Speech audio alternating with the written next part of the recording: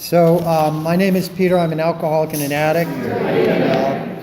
I have experienced the steps the way they're laid out in the big book of Alcoholics Anonymous with the help of a loving God, a Big Step Study sponsor, and many individuals who shared with honesty, humility, and grace their experience in the solution they found through this program.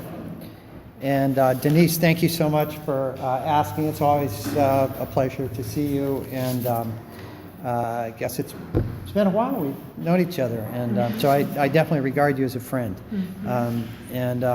Friendship is one of the great benefits this program has brought to me. I'm not an easy person to get along with, but I've just really been blessed with some wonderful people in my life today. So, step one, great place to begin. Of course, I didn't know until I got here what step we're working on today. Reading this today, I want to share a personal story that I think relates to step one. I was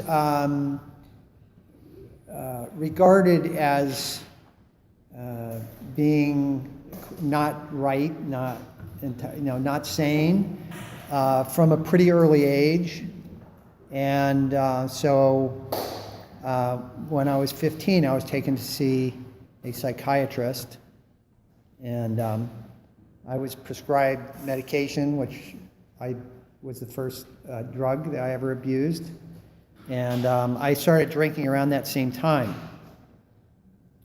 When I was 19, in 1971, I was committed to a mental institution, and I was there for a few months, and then released, and then wound up back there again. So I was there for 6 months. Not once was, I had been drinking for 5 years, taking drugs for probably 4 or 5 years by that time. And it was quite a run. I weighed about 97 pounds, and I arrived in an ambulance. I was catatonic, and not once in my recollection were drugs or alcohol mentioned. So I was treated for schizophrenia, which, by the way, if anything, was drug induced. I mean, I got out. Scared about, I didn't have the skills and abilities to live a normal life, but, I managed to get a job. A couple years went by, and I started drinking again. So what does it have to do with step one? Well, let me add that in the hospital, I was introduced to my higher power. So I had a spiritual experience. I knew I knew in the depths of my soul that there is a God, and yet on my release, I went back to drinking. Step one for me is key to any hope that an alcoholic might have to recover. It's a spiritual program, but it requires an understanding of what it is that I'm powerless over. So, here I had every reason to believe that I was incapable of living life under the influence, and yet that was my go-to place. So for me, step one is really critical in the sense that it makes clear that I am unable to tolerate the, drugs and alcohol. And there's an irony in that, which is, as the big book later tells me, alcohol isn't the problem. Alcohol is a problem as long as it's in my body, it's in my system. Once it's out of my system, it's not a problem in the same way. It remains a problem, however, to the extent that I hold the belief that, that the obsession remains, and that I hold the belief that alcohol will diminish the restless irritability and discomfort that is pretty much my default emotional state. So, so there is so much in this chapter. I obviously won't be able to cover much of it, but there are a few things that really stood out for me this morning. Reliance on things human, in keeping with the idea of powerlessness and certainly on manageability. Step point's one meeting, right? Powerless. But we're doing it 2 parts, so power. Okay, so try to stick with the powerlessness part. So in terms of powerlessness, I was talking with somebody this morning about horses, and horses are big. I mean, much too big to push around. So anybody who's ever dealt with horses knows that you have to be on their good side in order to get them to do anything. And when it comes to the disease, fighting the problem doesn't work. Surrendering to the solution does. So the nature of this disease is, and as Dr. Silkworth makes very clear in this chapter, his experience in the medical field, that of others then, and I think now to as great of an extent, are ineffective. I mean, in fact, there are drugs. I mean, there are drugs. There are a number of drugs that treat alcoholism in one way or another, but prove largely ineffective. Why don't we hear more about them? Well, because even though they may work, like scientifically, or they don't seem to bring about the desired result or outcome. So I think that for me, the point is that I have gone beyond the realm of where human aid can be of any can make any difference. And that's said a number of times here. This chapter, by the way, the introduction, is often appreciated for the fact that it introduces the physical allergy, but it talks a lot about the spiritual part. I mean, even though Dr. Silkworth is very clear about the fact that he's not an alcoholic, he doesn't have this experience. As an observer, he makes some very articulate comments about how the spiritual angle plays into it, and one of them is by noting that the nature of this disease is beyond the realm of spiritual aid. So, like this idea, where he talks about moral psychology. Again, the whole time I was in the hospital, and for many years after, in and out of treatment by professionals. Something was missing, and that something is that I can't I can't bring down an elk with a pea shooter. I mean, the spiritual, once I have crossed that threshold from a physical or mental disease into having, being spiritually compromised, spiritually bankrupt, whatever words we use to describe it. I need a solution that's commensurate with the disease, with the condition. And trust me, so, having tried pharmacology, talk therapy, cognitive behavioral therapy, seriously, for 30 years, these types of treatments proved ineffective. And then I was introduced to AA, and but remained an untreated alcoholic because I wasn't aware that the steps that's the process. I mean, alcohol and drugs are my that was my first solution. And frankly, the solution I found worked a lot better than the solution that the doctors that prescribed for me. Like, I'd take more, I'd have something prescribed. I would take more than was prescribed just because I figured, look, I need more. I need more.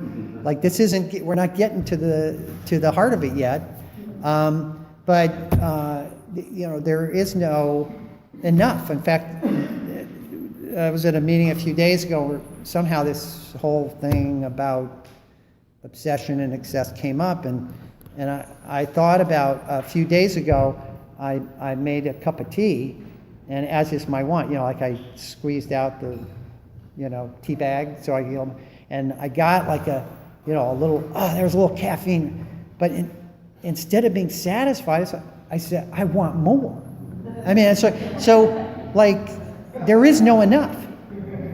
So, and oblivion is the promise in my disease. The promise of my disease is oblivion. The promise in recovery is a solution, is a real psychic change, which is mentioned in here, a transformation, a shift, a change of a magnitude that gets to the heart of the problem, which, the restlessness, irritability, and discontent. So, I don't know if this is clear. I hope so. But let's move on with the reading here a little bit. There's this part about can't differentiate between true and false. I had an insight recently that there's a difference between true and false and right and wrong. I have my entire life I have known the difference between right and wrong, but not the difference between true and false. So I would do something wrong, morally, ethically, personally, socially wrong, and I would use this true-false thing to manipulate that. So I would steal, which I knew was wrong, but I couldn't distinguish between true and false. So I would tell myself a story. I stole because I needed that. I stole because my employer is, they're rich already. They don't need it. So I'm hearing in your laughter, some identification. This doesn't say I didn't know the difference between right and wrong. And as an alcoholic, I'm extremely emotionally sensitive. I'm riddled with guilt. And for a long time, I didn't know, I wasn't able to identify guilt for what it is. So I just kept piling stuff on. And of course, the uninformed response to guilt is to do more things that cause guilt. So that's sort of a never-ending type of thing. And again, I'm going to point to the solution, which is not to just stop a behavior, but through doing an inventory to trace the origins, to really get down to where I'm jumping ahead, I know, but I'm just, where was I selfish, dishonest, self-seeking, and afraid? What's it like when I rely on self? What it's like when I trust and rely on God? That is the method. That's the solution. Those questions, which never occurred to me to ask. I had to be introduced to them. They had to be. I had to be in a state of sufficient desperation. The conditions had to be right for me to be able to even hear those questions, much less answer them. And it was only under the guidance of a competent sponsor that I was able to eventually complete this. So, how are we doing for time? You're doing good. Okay. Phenomenon of craving. So I remember having questions about that, and then I saw somebody drinking in the afternoon, and I thought, now they're going to have to drink. They're going to have to keep drinking. And I thought, well, maybe not. Maybe they're not alcoholic. And I would delay drinking until a time, and I'd hold off because I knew once I started, then that phenomenon of craving would kick in, and and all bets were off. So, there were plenty of times. I was self-employed. There were plenty of times, I would start at lunch, and you can imagine how much I got done in the afternoon. So, anyway. But actually, I don't know. Look, I know this is off topic, but I had a partnership at one point, and we had a client, a pretty prestigious client in the Boston area, and I mean, he would come to our office with a bottle of wine, and we'd sit in the conference room and drink, and he would complain about, the people he worked with, and we'd get paid for it. I mean, so I don't know, but that business didn't end well. Say no more. All right.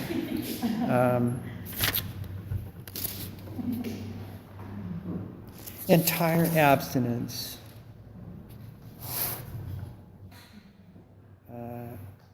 Oh yes, okay. So where it talks about the different types of alcoholic, and I mean it makes clear that it is not the intent of Dr. Silkworth, nor does the big book itself pretend to describe the alcoholic or the varieties. But I did want to mention here in chapter 5 where it talks about there are those two with grave emotional and mental disorders, but many of them do recover if they have the capacity to be honest. And I have seriously questioned whether I had that capacity. And what I would say about that today is that left to my own devices, I do not. However, working with this book, working with a sponsor, and answering those very questions that I referred to, I now today know I have the capacity to be honest. I just need a lot of help to get there. I don't get there on my own.